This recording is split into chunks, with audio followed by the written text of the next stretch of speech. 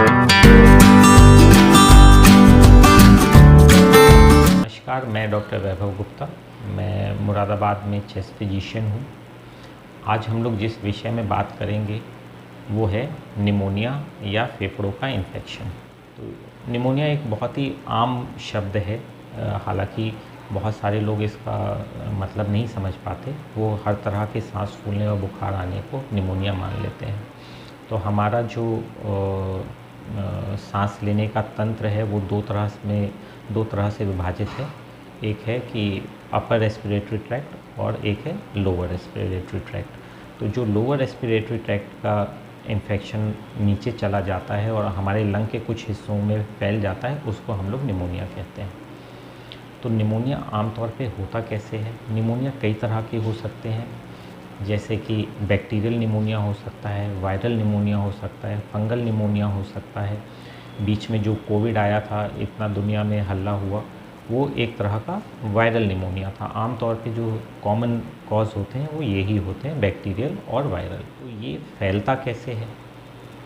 ये फैलता है जो मरीज़ है उसके खांसने से, उसके छींकने से। आपने उस मरीज़ से हाथ मिलाया और फिर वो हाथ अपने नाक से या फेस से या मुंह के पास टच कर लिया, तो उससे फैल सकता है। तो जब भी कभी आप खांसी या सांस के मरीज़ के संपर्क में आएँ तो ये बहुत ज़रूरी है कि मास्क का उपयोग करें, और अगर आपने उससे हाथ मिलाया है तो हाथ को साबुन से धोना ज़रूरी है। तो जब कभी भी बैक्टीरिया या वायरस हमारे नाक के पास या मुंह के पास आ जाता है तो वो सांस के द्वारा हमारे लंग्स में चला जाता है। लंग्स में आमतौर पे बहुत सारे डिफेंस के मैकेनिज़्म होते हैं। तो ज़्यादातर मामलों में तो जो हमारी इम्यूनिटी है, हमारे डिफेंस मैकेनिज़्म हैं, वो इन सारे बैक्टीरिया को और वायरस को मार देते हैं।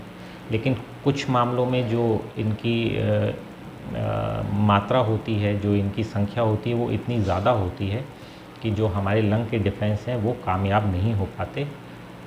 उन केसेस में जो इन्फेक्शन बहुत बढ़ जाता है और उसको कहा जाता है निमोनिया, जिसमें कि हमारे जो वाइट ब्लड सेल हैं, जो हमारे शरीर की इम्यूनिटी है, वो इन बैक्टीरिया से लड़ने की कोशिश करती है। तो उस बैक्टीरिया से लड़ने की कोशिश करने की वजह से बहुत सारे इन्फ्लेमेटरी मीडिएटर्स, कुछ केमिकल रिलीज़ होते हैं, जिससे कि शरीर को बहुत हानि होती है, इन्फेक्शन से भी और इन केमिकल से भी।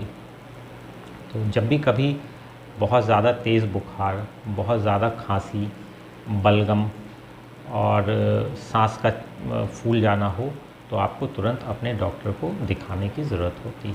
तो अब इसके लिए जांचें क्या-क्या हो सकती हैं? तो जब आप अपने चिकित्सक से संपर्क करेंगे तो वो आपकी एक्स-रे, बलगम की जांच और कुछ खून की जांचें करेंगे, जिससे कि इस बीमारी का पता लग सकता है। आमतौर पे जो ये बीमारी होती है वो 5 से 7 दिन की दवाइयों में ठीक हो जाती है। कुछ मामलों में मरीज़ को भर्ती करने की भी ज़रूरत हो जाती है, और उनमें से भी कुछ लोग जो भर्ती करके भी नहीं संभल पाते हैं, उनमें वेंटिलेटर की या आईसीयू की ज़रूरत भी पड़ जाती है। तो इस लंबे 5-7 दिन की जो भी खांसी, जो कि तेज़ बुखार और बलगम के साथ आए, इसे कभी भी नज़रअंदाज ना करें और तुरंत अपने डॉक्टर से संपर्क करें।